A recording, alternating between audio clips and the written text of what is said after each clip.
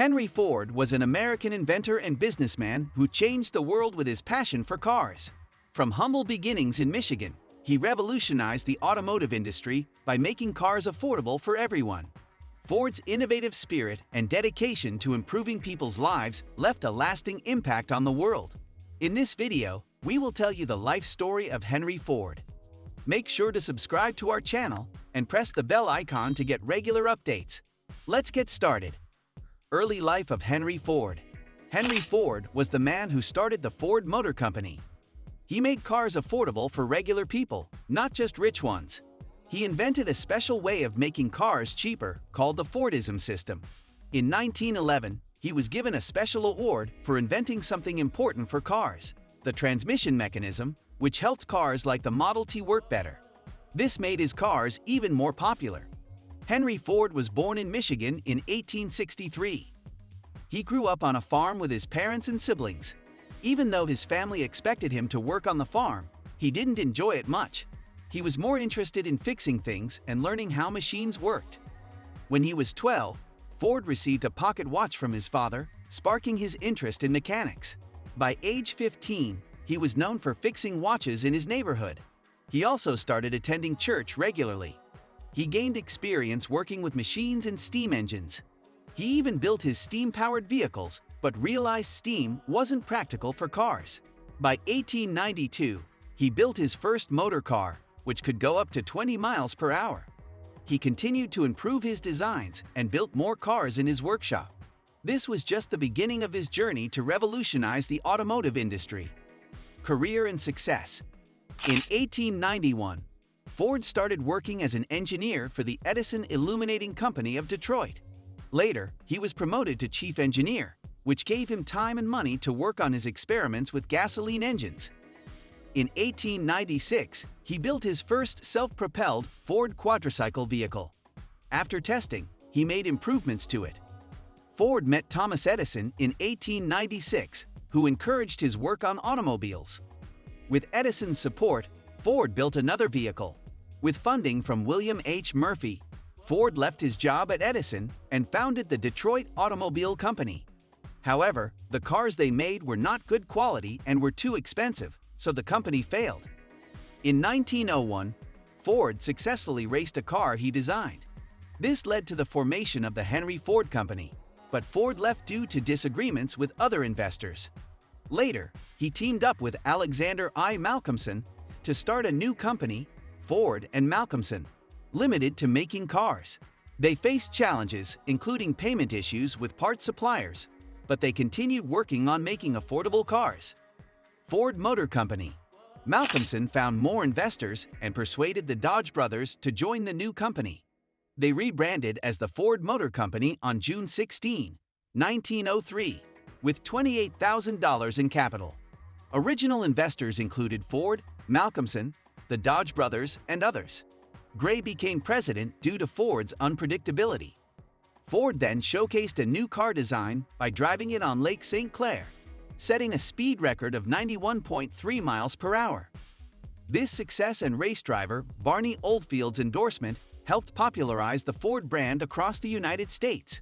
Ford also supported the Indianapolis 500 race. The arrival of Model T was a groundbreaking invention by Henry Ford in 1908. It was unique for its time, with features like a left-sided steering wheel and an enclosed engine and transmission. Simple to drive and cheap to repair, the Model T quickly became popular, especially among farmers who saw it as a useful tool for their work. Ford used clever marketing strategies to ensure everyone knew about the Model T. He built a network of dealerships across North America and encouraged people to explore driving through local motor clubs. By 1918, half of all cars in the United States were Model Ts, and Ford famously said customers could have any color they wanted, as long as it was black. Ford also bought the Lincoln Motor Company. As General Motors grew in popularity, Ford faced challenges, leading to the development of a successor to the Model T, the Model A, in 1927. Despite its success, Ford Motor Company lagged behind General Motors in areas like automotive styling. Ford Airplane Company. During World War I, just like other car companies, Ford started making airplane engines called Liberty engines. After the war ended, Ford returned to making cars when it bought the Stout Metal Airplane Company. This move brought Ford into the aviation business. One of Ford's most famous airplanes was the Ford 4 Trimotor, nicknamed the Tin Goose, because it was made of corrugated metal. It used a special alloy called Alclad, which was a mix of aluminum and duralumin. This made the plane strong and resistant to rust. Some people believe that Ford's engineers secretly measured and copied a plane made by Fokker, a famous airplane manufacturer. The Trimotor first flew on June 11, 1926, and became the first successful passenger airliner in the United States, although it wasn't very comfortable for the passengers. The U.S. Army also used different versions of this plane. The Smithsonian Institution recognized Ford for his contribution to the aviation industry. International business. Henry Ford believed strongly in the economic independence of the United States. To achieve this, he built the River Rouge plant, which became the world's largest industrial complex. Ford aimed for vertical integration, meaning his company would control all aspects of production, even making its steel. His vision was to create a vehicle entirely from scratch without relying on foreign trade. Ford thought that expanding his company globally was essential. He believed that international trade and cooperation could lead to peace worldwide. To demonstrate this, Ford used the assembly line process and production of the Model T. Ford expanded his operations by opening assembly plants in Britain and Canada, making his company the biggest automotive producer in those countries. Ford had plants in Australia, France, India, and Mexico, along with successful dealerships on 6 continents. However, Ford's attempt at a commercial rubber plantation in the Amazon jungle, called Fordlandia, failed. By 1932, Ford was manufacturing 1/3 of the world's automobiles. It set up numerous subsidiaries worldwide to sell or assemble Ford cars and trucks. Europeans, particularly Germans, were fascinated by Ford's image, seeing him as the epitome of American success. Fordism, as it was termed, symbolized American capitalist development, with the auto industry seen as key to economic and social relations. In his book, My Life and Work, Ford expressed his belief that overcoming greed, racism, and short-sightedness could lead to global economic and technological progress, benefiting all people through fair international trade. The dark secret of Henry Ford. Henry Ford, despite his remarkable achievements in transforming the automobile industry and pioneering assembly line production with the Model T, harbored a dark secret that cast a shadow on his legacy. This dark side stemmed from his anti-Semitic beliefs, which he actively propagated through his newspaper, the Dearborn Independent. In this publication, Ford disseminated anti-Jewish articles, fueling hateful propaganda and endorsing conspiracy theories about the Jewish community.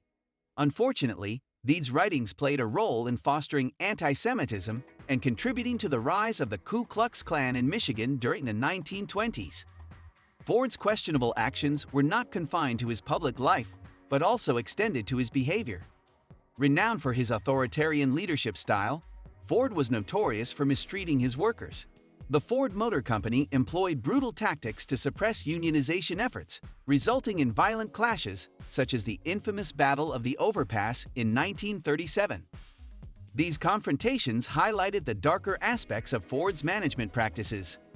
Ford's troubling views were underscored by his admiration for Adolf Hitler and the Nazi regime. This association with authoritarian ideologies and fascist principles added another layer to the complexity of Ford's character and left a stain on his otherwise groundbreaking legacy in the automotive industry. What do you think about this? Share your thoughts in the comments section below. Don't forget to like and share the video and follow us for more amazing travel videos. Thanks for watching.